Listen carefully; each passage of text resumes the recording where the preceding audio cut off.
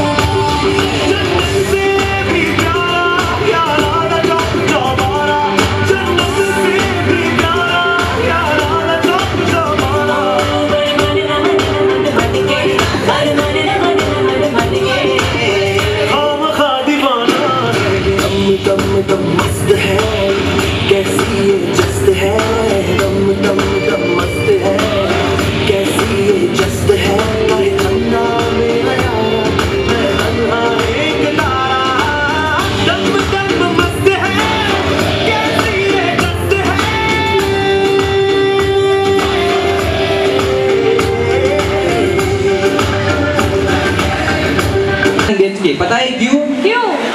अबे मुझसे डांस सीखने आया है।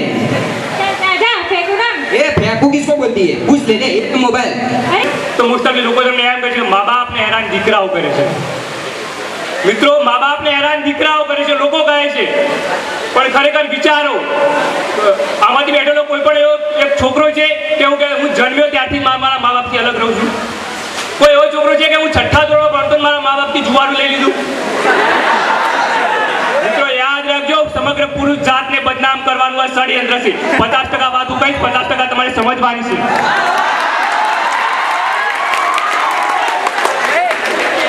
એકલા પુરુષો જ સારા હોય અને પોતાની પત્ની ખરાબ હોય એ પણ માની લેવાની જરૂર નથી. કારણ કે કદી વહુ ખરાબ હોઈ જ ન શકે. કારણ કે વહુ તો એ દીકરી છે, દીકરી. અને દીકરી કોઈ દિવસ ખરાબ ના હોઈ શકે. અને મિત્રો, તમે આજ સુધી સમાજમાં જોયું છે કોઈ દીકરી હવે એવો કિસ્સો સાંભળ્યો, કોઈ દીકરી કેપરી કરી લગ્ન કરવા બેઠી? એવી કોઈ દીકરી સાંભળી જે જીન્સના પેન્ટ, જે પેલા જીન્સ આવે અત્યારે હું વિચાર કરું પેલા દરજીયાને સીધો ફીટ જીન્સ.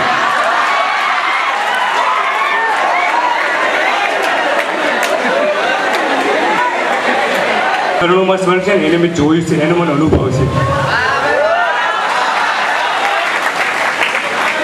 ગમે ત્યારે મા શબ્દ બોલે ને ત્યારે નાનું બાળક પણ માને સામે બોલતું હોય ને તો પણ ખરાબ શબ્દ બોલે ને તો માને દુઃખ થાય. ડુંગરાવાળી માને શ્રીફળ ચડાવવા જતા હોય અને ત્યારે ડુંગરા પર બેઠેલી મા વિચારતી છે કે બેટા તું મને શ્રીફળ ચુંદડી અને અગરબત્તી લઈને તારે આ ડુંગરાવાળી માને ચડાવવા આવે છે. પહેલા તારી ઓટલાવાળી માને એક સારો સાદલો લઈ આવ તો તારી ઓટલાવાળી મા રાજ્ય છે ને તો આ ડુંગરાવાળી મા રાજ્ય છે. બેટા, જીવનનું હૃદય છે, બંને જીવનનું હૃદય છે. પણ મિત્રો, મા એક અદ્ભુત છે. મા એ ભગવાનથી એક ડગલું આગળ છે, ભગવાનથી એક ડગલું આગળ. સ્વયં ભગવાન શ્રી કૃષ્ણને પણ મા નથી અને જેને માનો પ્રેમ લેવા માટે પૃથ્વી પર અવતરણ કર્યું હતું, માનો પ્રેમ લેવા માટે. મિત્રોનું કયું પાત્ર છે? એ મા છે. મા પોતે ભૂખી રહી પોતાના સંતાનને જમાડે. કારણ કાઢી મુખેથી કોરિયા મોમાં દઈ મોટા કર્યા. કાઢી મુખેથી કોરિયા મોમાં પોતાના સંતાન માટે પોતે ભૂખી રહીને પોતાના બાળકને જમાડે છે. તો આવો મિત્રો, આવી માને વંદના કરવા જઈ છું. એક સત્ય ઘટના હું તમને જણાવી રહ્યો છું. એક સત્ય ઘટના. મિત્રો, જામનગરની માલિકોની આ સત્ય ઘટના છે. એક 30 વર્ષની માતાના કોળમાં 15 દિવસનું બાળક રમી રહ્યું છે. 15 દિવસનું બાળક રમી રહ્યું છે અને એ વૃદ્ધ માતાને સમજાવે છે કે બેન, તારો પતિ મરી ગયો, હવે તારા બાળકના ભવિષ્ય વિશે મારી દ્રષ્ટિએ સર્વશ્રેષ્ઠ ભિખારી છે, ભિખારી. અને આ 30 વર્ષ દીકરો ફેક્ટરીનો માલિક થયો, બંગલાનો માલિક થયો. અને રોજ દીકરો પોતાની ફેક્ટરી જતો અને મા રોજ દીકરાના કપાળમાં એક ચાંદલો કરતી અને રોજ ચાંદલો કરતી અને પોતાના દીકરાને આશીર્વાદ આપતી. પણ એક દિવસ, દીકરા આજે શું, કેમ તે મારી સામે મોઢું ફેરવી લીધું? ત્યારે દીકરાએ કહ્યું, માં હવે મહેરબાની કરી તો હું ધંધાની મારી કોર જતો હોય ને ત્યારે તું તારું મોઢું નાની કાઢી. માએ વિચાર કર્યો કે બેટા, એવું તમે કયો ગુનો કર્યો છે કે બેટા હું તને રોજ આશીર્વાદ આપવા તારા કપાળ પર ચાંદલો કરું છું, બેટા આજ તું માથી મોઢું ફેરવી લે. આજ લોકો, સમગ્ર દુનિયાના લોકો મને કહેતા, પણ હું માનતો નહીં. આજ મારે માનવું પડે છે કે સમાજના લોકો મને કહે છે કે સવારના પોરમાં કોઈ સારું કામ કરતા હોય તો કોઈ વિધવા રાડી રાડનું મૂડું ના જોવો. તમે મૂડું જોજો તો તમારો સમગ્ર દિવસ ખરાબ જશે.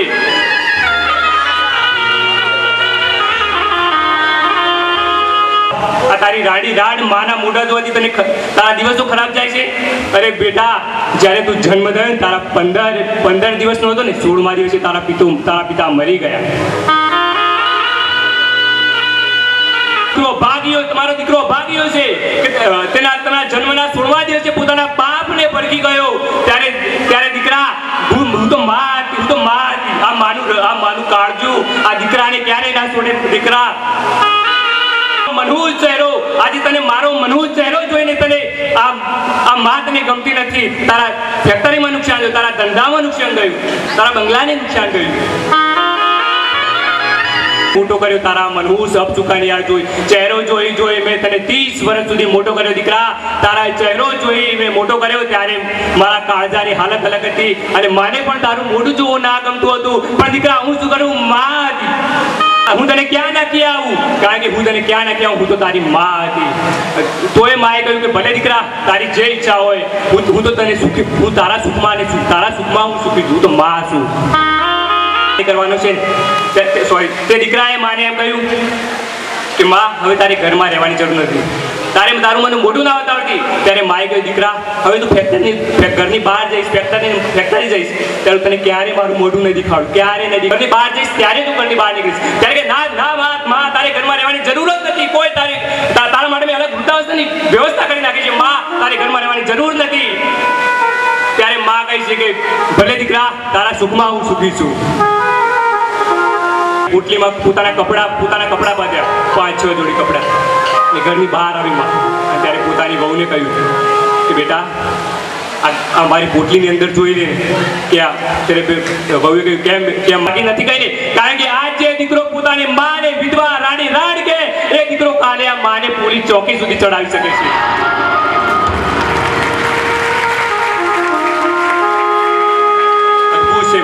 માં અને દીકરાનો સંબંધ મિત્રો જગતમાં 2 પ્રેમ નિસ્વાર્થ છે એક પ્રેમ દીકરી અને બાપનો અને બીજો એક દીકરાનો અને માનો પ્રેમ બાકીના તમામ સંબંધમાં મને સ્વાર્થ દેખાય છે સ્વાર્થ આ 2 પ્રેમમાં સ્વાર્થ નથી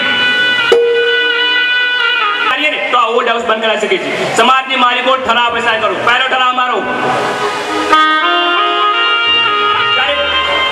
જ્યારે દુનિયાની પ્રથમ પત્નીએ પોતાના પતિને કહ્યું છે કે તમારા મા બાપને વૃદ્ધાવસ્થામાં મૂકી આવો અને ત્યારે પ્રથમ પતિએ પોતાની પત્નીને એક થપ્પડ માર્યો હોય અને મોઢામાંથી બધું ફર્નિચર બહાર કાઢી નાખ્યું તો આજ મા બાપને વૃદ્ધાવસ્થા